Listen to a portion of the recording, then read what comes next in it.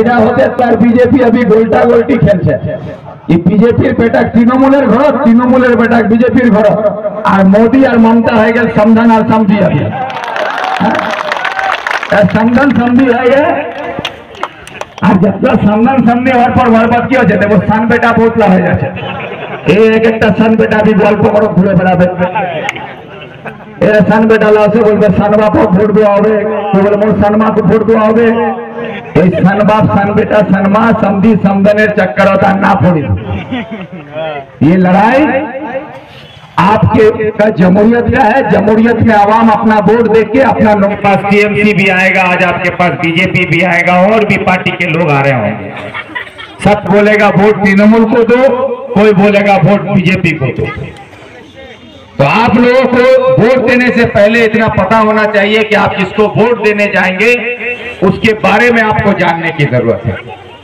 आज टीएमसी का उम्मीदवार बनके जो आपके सामने आए हैं कृष्ण कल्याणी, अफसोस इस बात का होता है कि कल तक ये कृष्ण कल्याणी उसी पार्टी में है जो बीजेपी का डर दिखाकर ममता बनर्जी आप लोगों को डराती है कि बीजेपी आएगा तो सीए आ जाएगा।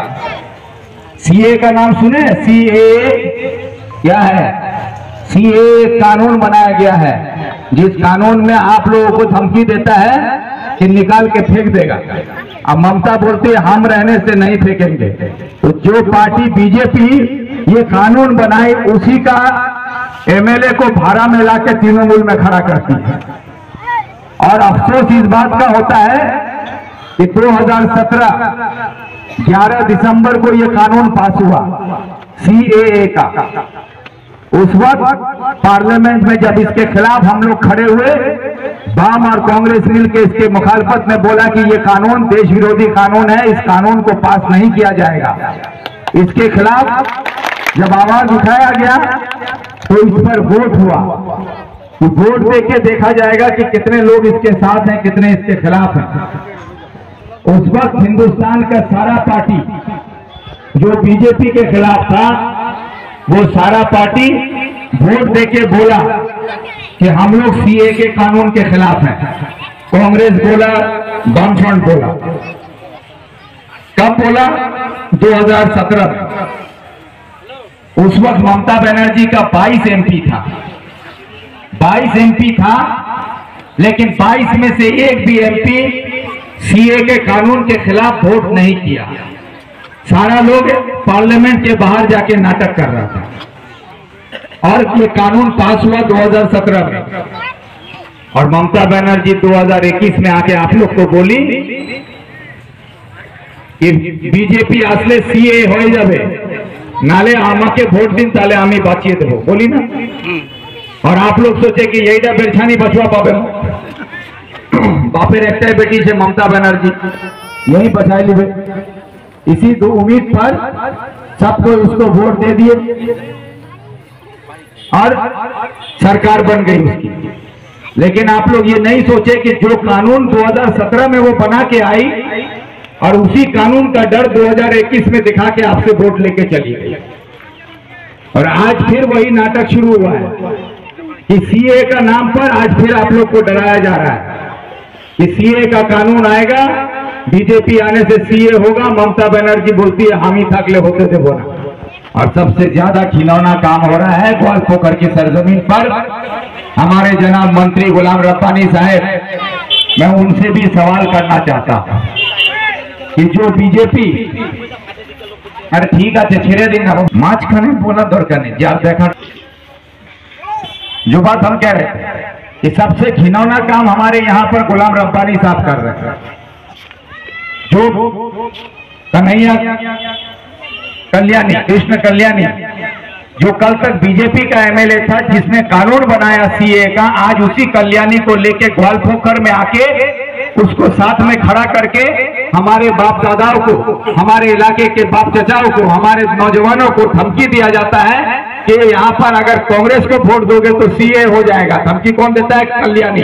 और खड़ा कौन रहता है? गुलाम रब्बानी। गुलाम रब्बानी आपका नुमाइंदा है ना बीजेपी का नुमाइंदा? पहले ये पूछिए नुमाइंदा किसका है वो? तो वो अगर आपका नुमाइंदा है तो वो आपके हक में बोलेगा, लेकिन वो यहाँ पर बैठ के सीए के ऊपर धमकी देता है, जो बीजेपी धमकी देती है वही धमकी ये लोग देता है। तो नुमाइंदा किसका हुआ?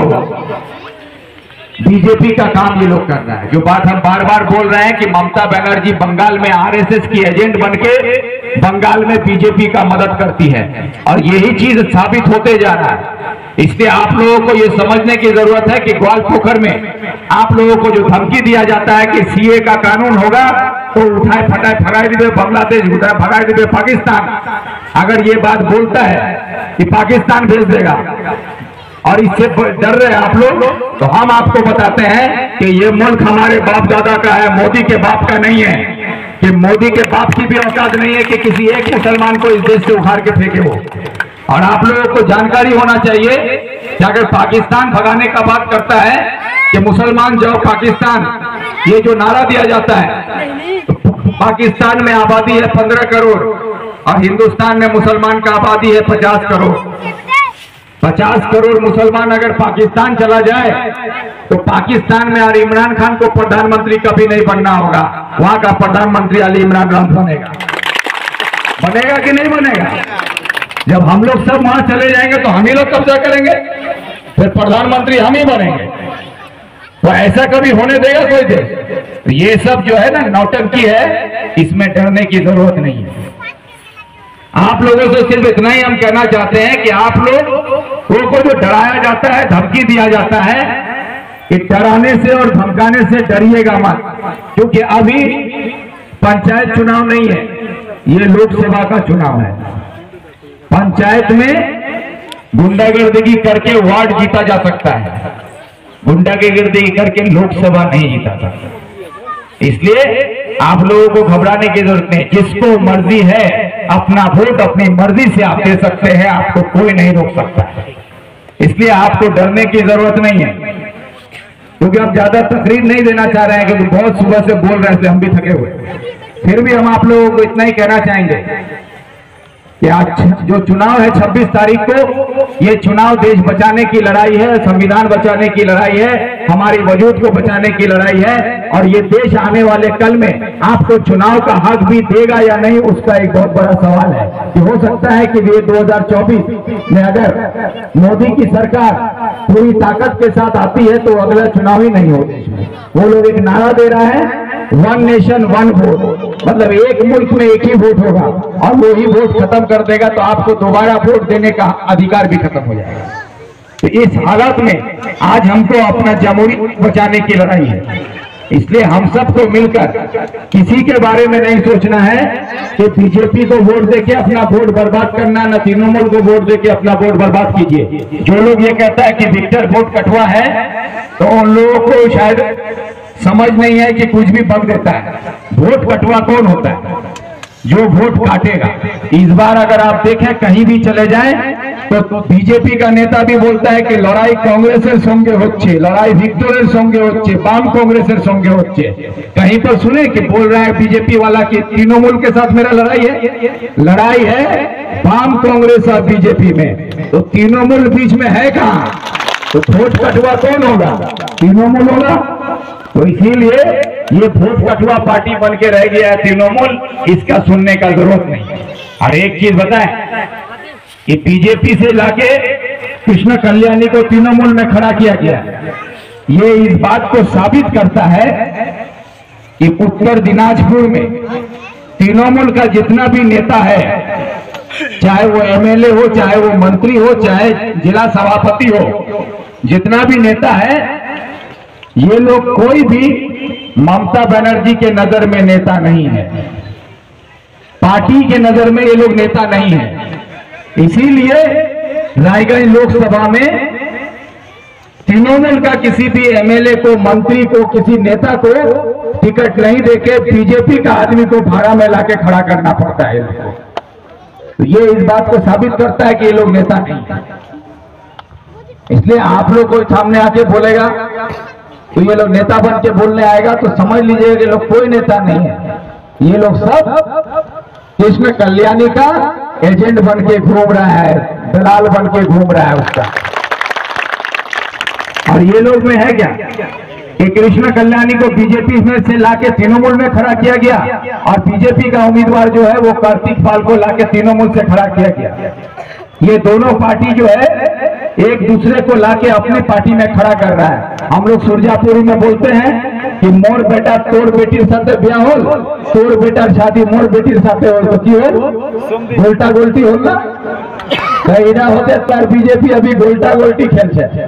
ये बीजेपीर बेटा तृणमूलेर घर, तृणमूलेर बेटा बीजेपीर घर, और मोदी और ममता है गए समधन और समझी अभी समधन समझी है ये। আর যতটা সম্মান সামনে হওয়ার পর বরবাদ কি হচ্ছে দেখো সান বেটা বোতলা হয়ে যাচ্ছে। এই এক একটা সান বেটা আমি গল্প করে ঘুরে বেড়াবে, এরা সান বেটা লাসে বলবে সান বাপক ভোট দেওয়া হবে, বলবে মোর সান মা को ভোট দেওয়া হবে। এই সান বাপ সান বেটা সান মা समधी समधনের चक्कर होता ना पड़ी। ये लड़ाई आपके का जमहूरियत का है। जमहूरियत में आवाम अपना वोट देके अपना नुमाइंदा चुनता है और ये हक आपको ऐसी आसानी से नहीं मिला है। उसके लिए हमारे बाप दादाओं ने लाखों की तादाद में कुर्बानियां दिया है, शहीद हुआ है। उसके बाद ये आजादी हम लोग को मिली है कि हम अपने मर्जी से अपना वोट देकर अपना नुमाइंदा चुनेंगे। लेकिन आज वाम कांग्रेस की तरफ से आपका नुमाइंदा बनाकर मुझे खड़ा किया गया है, जो आपका सेवा करना चाहता है, आपकी खिदमत करना चाहता है। और एक तरफ तृणमूल और बीजेपी का जो नुमाइंदा है वो लोग आपके बीच में आपका वोट लेके कारोबार करने के लिए आया है। ऐसे कारोबारियों से बचें।